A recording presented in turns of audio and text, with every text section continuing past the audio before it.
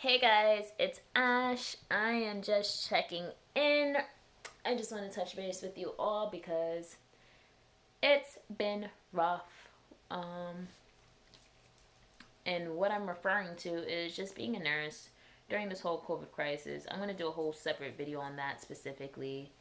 But I don't know. Today, let's not even talk about the day I had, but none of my patients died on the shift, which is good. That's great news. Um, but I'm starting to experience something and it's concerning and it's compassion fatigue. I'm pretty sure that's what it is. I am so, at this point, apathetic and indifferent to all of the things that are happening. People are dying on a regular basis. We have multiple deaths. You walk in, there's like 3 or 4 tractor trailers in the back filled with dead bodies. Patients are getting lost and misplaced. You go to a funeral home, you're looking for your loved one, they unzip it, and it's not even your family member. Um, it's crazy. And that's a true story that happened to a coworker of mine. She literally, unfortunately, a family member passed away. She went to the funeral home right before cremation. It was just her and her husband. They unzipped the body. It was the wrong body. So it's it's not a joke. It's not a game. It's not something to be taken lightly. Um, I'm mentally and spiritually and just like emotionally drained, and it's so bizarre. It's so bizarre to think that you're not you're not yourself. You know what I'm saying? You're not your normal self in this situation. It's like you're normally caring or compassionate, hold hands when family members pass. You're crying with family, you're doing this. Of course, this is all pre-COVID, but now it's just like patient's family member call and they sound so hopeful, and you don't want to be the one to take their hope away, but at the same time, you don't want to give them false hope, so you just state the facts. You know this patient's gonna die. You're praying it's not on your time. And you see, even me saying that, I sound like a shitty nurse for even saying that. Like, oh, I hope this patient doesn't die on my time. Like, I hope the patient doesn't die at all, but you have to be real. It's just like, they're gonna die. It's just a matter of when they're gonna die. And you tell the family, hey, you know, no major changes, no major deterioration on my time. Patient's vitals stable within normal limits. Still requiring a vent to breathe. Try to keep it short and simple. You try not to give too much information because then they start asking questions. And the more questions they ask, the more answers you give. And the more answers you give, the more the picture is painted. And it's not a pleasant picture. So you try to keep it short. And they're thanking you. They're ever so gracious. And, the gratitude is endless. And you're thankful. You're thankful that they're thankful. And you want to help them. You want to be, I'm not God. No one's God. We can't pick and choose or say, oh yeah, I have the ability to make this person. You do what you can. You're exalt. You're what is the term? You're like, I don't remember the term. I'm like at a loss for words right now, but you're basically utilizing all of your options, and that's it. Whatever happens happens. And it's just, see, like, this is not okay. This is like, how I'm feeling is not cool. And I'm glad I'm able to realize that. I'm definitely probably gonna need some therapy or something after this. I'm like, I wonder if this is like what PTSD is, but I'm like, well, technically it's not over, so maybe not.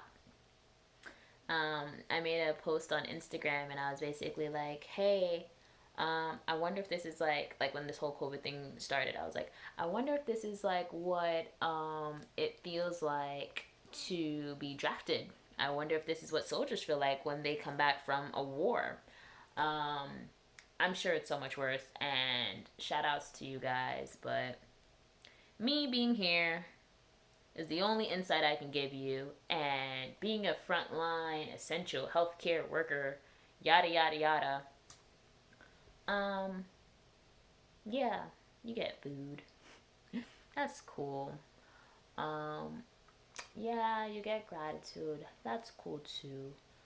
But I feel like it really messes with your subconscious. Like, I feel like maybe it doesn't really bother you now, like in the moment, like while you're at work. Like, it never bothers you while you're at work. That's the crazy thing. Like, for me, it doesn't. Like, when I'm at work, I'm working, I'm getting my tasks done, I'm making sure my patients are clean, I'm making sure oral care is done, I'm making sure I'm doing everything, I'm looking at labs, I'm looking at reports, I'm doing everything to make sure that I did my part. So no one can say, hey, you missed something or you didn't. I'm like, no, I did my part.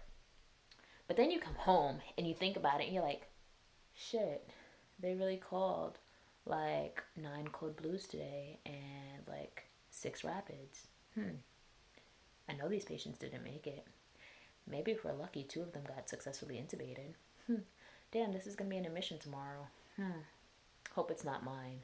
Like, that thought process shouldn't be a thought process. You know what I'm saying? And I don't know.